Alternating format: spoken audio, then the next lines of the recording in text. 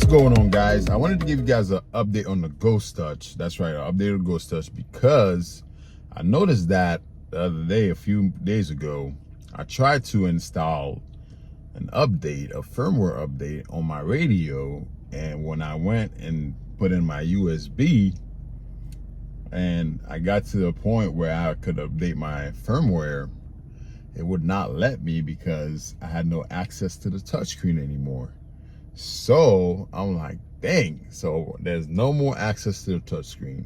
So like I said in my last video, guys, if you don't care about your radio, you don't care about the touchscreen, and you don't feel like spending like $1,200 for a new radio, you can cut off the ribbon. Like I said, you can cut it off, snap it off. You ain't got to go through all that crazy stuff I went through.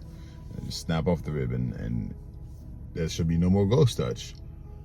But if you do want to keep your radio, you do want access to the touchscreen sometime in the future, like I said, you should use a Dremel tool, so that way you can get a fine cut, so you don't have to worry about not being able to update your firmware like I couldn't, or having access to your touchscreen if you ever want to have access to it, you know, in the future. So like I said, guys, if you want a fine cut, use a Dremel tool and cut it nicely and just take the ribbon out and it should work just fine. I've also had people asking me, do I do this before Apple CarPlay? Like, your car should automatically have Apple CarPlay. I installed Apple CarPlay in my car. That's why I was able to do the, you know, snip off the ribbon and cancel the Ghost Touch. So do not do this if your car doesn't have Apple CarPlay. I mean, it should be working just fine without Apple CarPlay.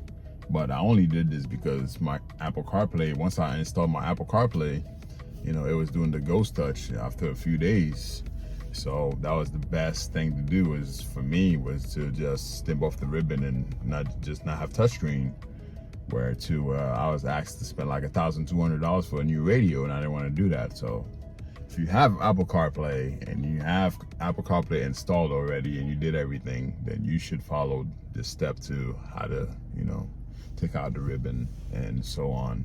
So do not do this if you're not sure, or you know, ask your local dealership, you know, if you have Apple CarPlay in your car or something like that. Because sometimes I hear people say that Apple CarPlay disappears.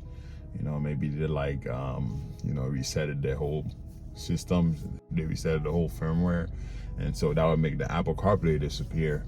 So you have to find a way to get Apple CarPlay back, and then you can do this process where you cut off the ribbon if you're having a Ghost Touch issue. So that is all I got for you guys. Thank you guys for watching. As always, until next time, hit the thumbs up, subscribe. You know what to do. Until next time, guys. Ciao.